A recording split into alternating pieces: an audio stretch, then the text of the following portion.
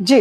अब इससे बड़ी और वास्तविकता क्या होगी कि जो अभी जावंदिया जी ने बताया है, अब अंत में क्योंकि समय भी खत्म हो रहा है, डॉक्टर सुनीलम अब आपके पास आऊंगी कि जब सरकारें और जो बाकी राजनीतिक दल है वो भी संवेदनशील नहीं है, किसानों को खाली एक वोट बैंक के रूप में लिया जाता था, अभी भी लिया जा रहा है, लेकिन अब और उसको बांट दिया गया है। अभी हम डिस्कस कर ही रहे थे कि इरिगेटेड, नॉन इरिगेटेड, छोटा किसान, बड़ा किसान, इतने सारे जब डिविजन्स हैं फार्मर कम्युनिटी में, और जो संवेदनशीलता चाहिए वो किसी भी राजनीतिक दल में नहीं है, तो आखिर क्या अब ये सिर्फ एक जुमला है बीजेपी सरकार का कि देखिए हम 2022 में आय दुगनी कर देंगे? एक जुमला दिया था उन्होंने, 5 साल उन्होंने, दे बॉट ओवर 5 years, अब वो 5 साल खत्म हो गए, उसके बारे में कोई कुछ याद नहीं कर रहा है। तो फिर किसान कहां खड़ा है? अंत में एक बहुत संक्षेप में आपसे टिप्पणी चाहूंगी जी।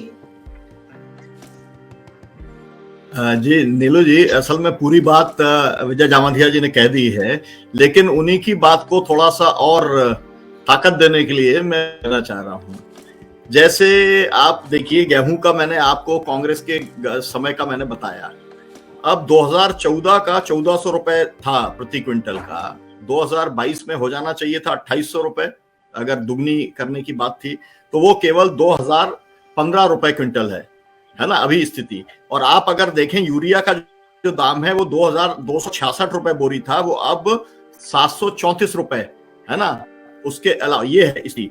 मेरा कहना यह है कि जो पॉलिटिकल बातचीत की है वो तो बिल्कुल ऐसा है कि देखिए, मध्य प्रदेश के अंदर सरकार बनी 2 लाख रुपए के कर्जे के ऊपर कांग्रेस की, राजस्थान में सरकार बनी 2500 रुपए क्विंटल धान के ऊपर, है ना।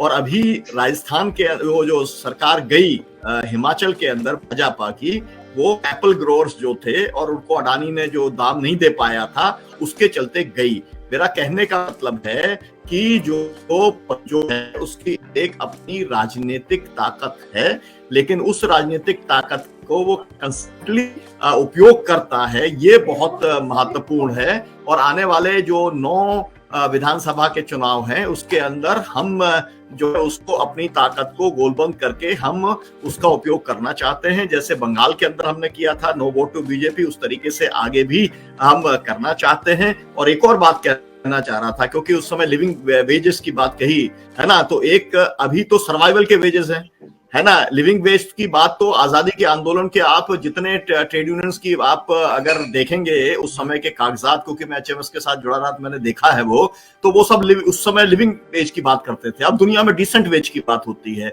अगर आप वो बात आप करेंगे तो, और अगर मैं ये कह दूं तो न्यूनतम भारत सरकार का 25,000 रुपया न्यूनतम है किसी भी छोटे से छोटे कर्मचारी को।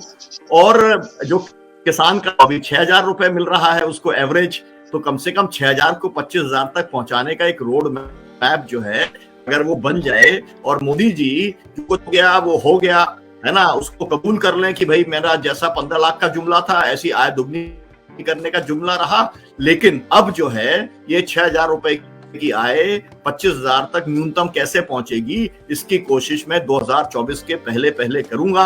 जावंदिया जी जैसे लोगों को बुला लें कि भाई आप सलाह दो कि क्या क्या होना चाहिए, तो बहुत सारे लोग हैं, लेकिन वो तो किसान संगठनों से बात भी करने को तैयार नहीं है। आपने देखा कि जो कमेटी बना रहे थे वो भी जीरो बजट के लिए उन्होंने बनाई, और उन्होंने पूरी तरीके से किसानों के साथ में धोखाधड़ी करने का काम किया, ठगी करने का काम किया।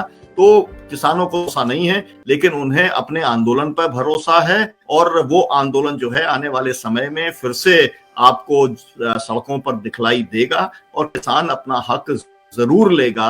आपको मैं फिर से इस बात के लिए धन्यवाद देना चाहता हूं कि आपने कम से कम जो है किसानों के सवाल को आपने उठाया, और जावंदिया जी जैसे साथी जो हैं उनको आपने एक पर्सपेक्टिव रखने के लिए यहाँ पर बुलाया। जी जावंदिया जी कुछ बोलना चाह रहे हैं। आपके पास आती हूँ 40-50 सेकंड में, अगर आप अंत में क्या टिप्पणी करेंगे सर? जी।